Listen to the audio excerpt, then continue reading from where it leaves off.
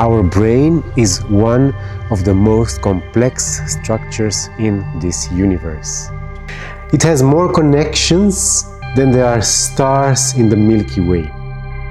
Inside our heads, there is the equivalent of 10,000 galaxies of activity. And still, we ask ourselves the question, the S&P 500 or individual stocks?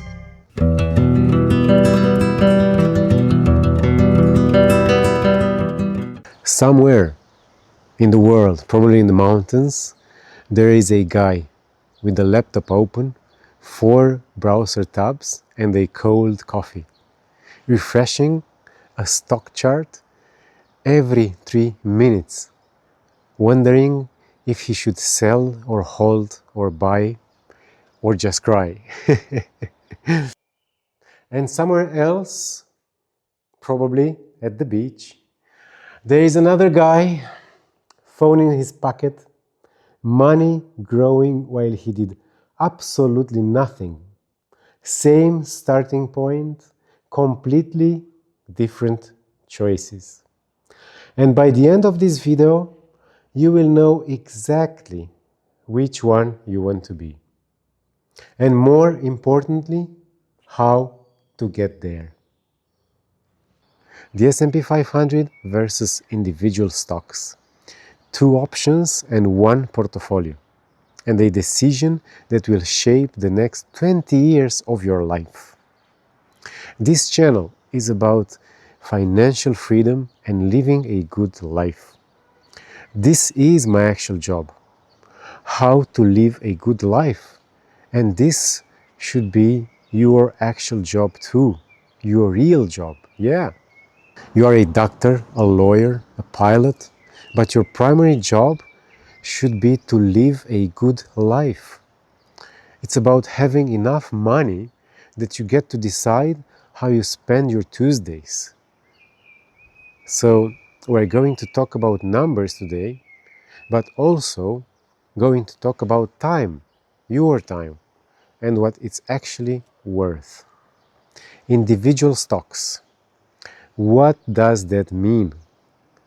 It means you pick a company such as Apple or Tesla or Amazon, or that AI startup that your coworker won't stop mentioning. And you buy a piece of it, a share. You become a part owner of that business. If your business grows, your money grows. If the business has a terrible quarter and the CEO says something weird on Twitter, your money takes a hit. When you're buying stocks, it's direct, it's personal. It feels like you're actually doing something. The S&P 500 is a completely different animal. It is an index, a list of the 500 largest companies in the United States. When you buy a fund that tracks it, you get a tiny slice of all of them.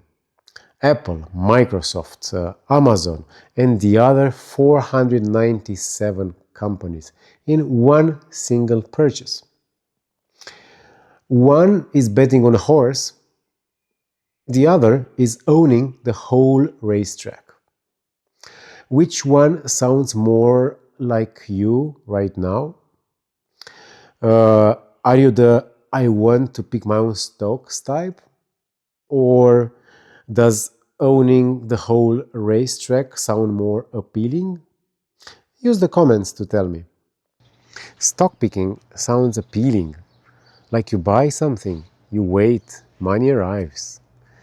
But the reality is that doing it well is a second job, a real one, with homework and stress and no guaranteed salary.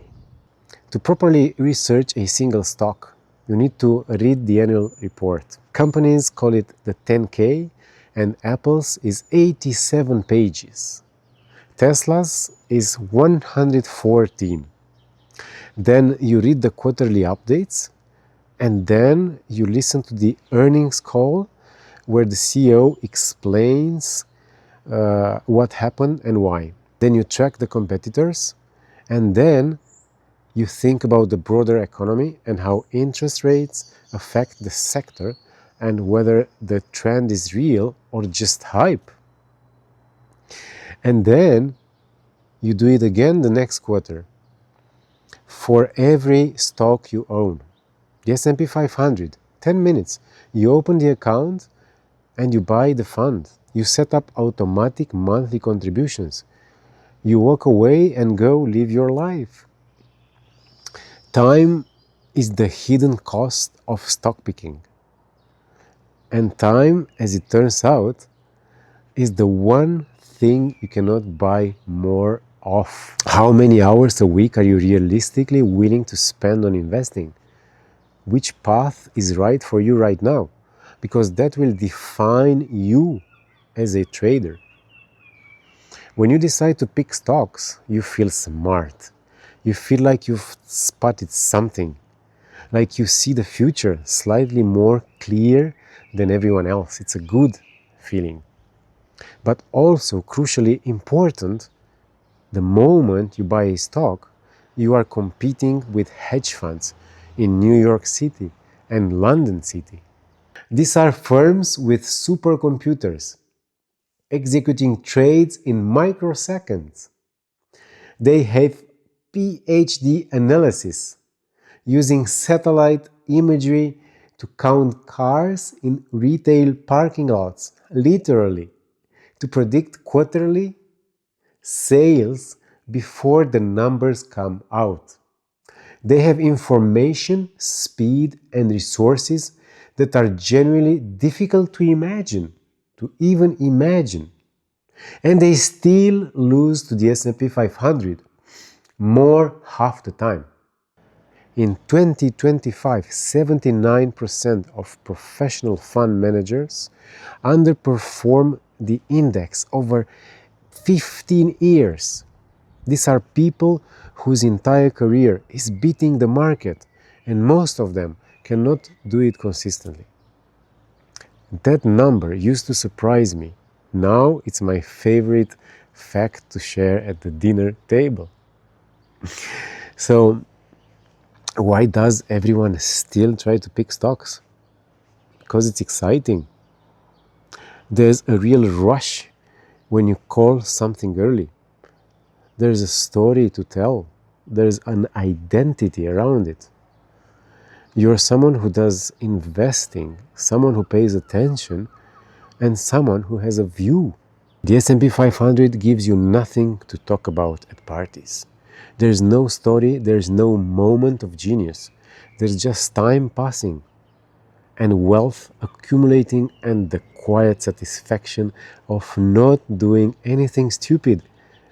And that right there is the whole game. You put $500 a month into an S&P 500 fund at the age of 25. You touch nothing. You make zero picks. You read zero annual reports. And you spend those 10 hours a week doing literally anything else. Cooking, exercising, being present with people you love. So by the time you're 55, assuming historical average returns, that portfolio is worth around $1.1 million. $1 million from doing nothing interesting, from showing up every month and letting math do its work. Compound interest is the closest thing to a cheat code that actually exists. And the S&P 500 is how most people access it with the least friction possible. Now, I want to be fair here because I'm not saying stock picking is pointless. It's fun, it's engaging. Occasionally, it pays off in ways that feels absolutely extraordinary. Some people do build real wealth through it. The ones who treat it like a craft, who put in the hours, who have the emotional discipline to hold through volatility without panic selling at the best possible moment, okay? That last part is harder than it sounds, by the way. When your stock drops 30%, your brain, remember the connections in the brain, does not calmly say, nice, this is a buying opportunity. Your brain says something much more dramatic and much less helpful. Remember the connections in your brain more than stars in the Milky Way. The move that works for most people is a combination.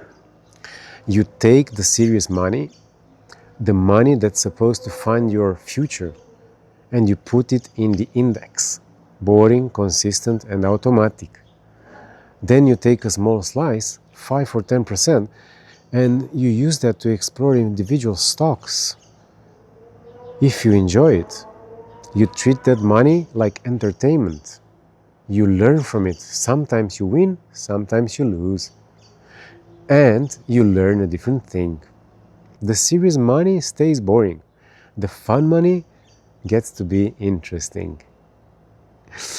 So tell me, what is your biggest fear about investing?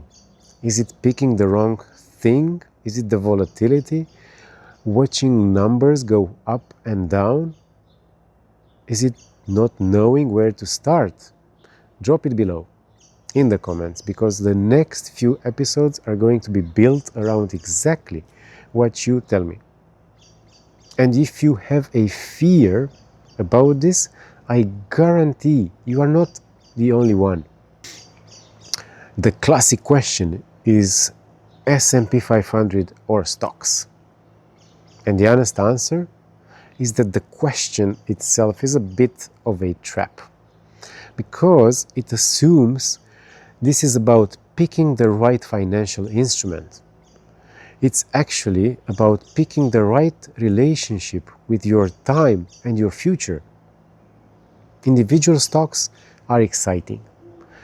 They are unpredictable and they build great stories. And for most people, most of the time, they underperform for the boring alternative. The S&P 500 is consistent. It is scalable and it requires almost nothing from you after the setup. And over long periods of time, it builds real, actual, take Tuesdays off wealth. One builds stories and the other builds the freedom. And you get to decide which one matters more to you right now. If you want the excitement, allocate some money to stocks. Enjoy the ride. Treat it like the interesting hobby it is. If you want the freedom, own the system and let it run. And redirect all that energy you would have spent on stocks research into things that actually make your life better. Life is easy. We are the ones who complicate it. The S&P 500 has been going up for 60 years. You don't have to be smarter than the market. You just have to stop getting in its way. If this was useful, share it with one person who's been overthinking this. Sometimes the best thing you can do for someone is hand them a map and tell them the road is actually pretty simple. So stay consistent. Life is easy. The people complicate it. Ciao.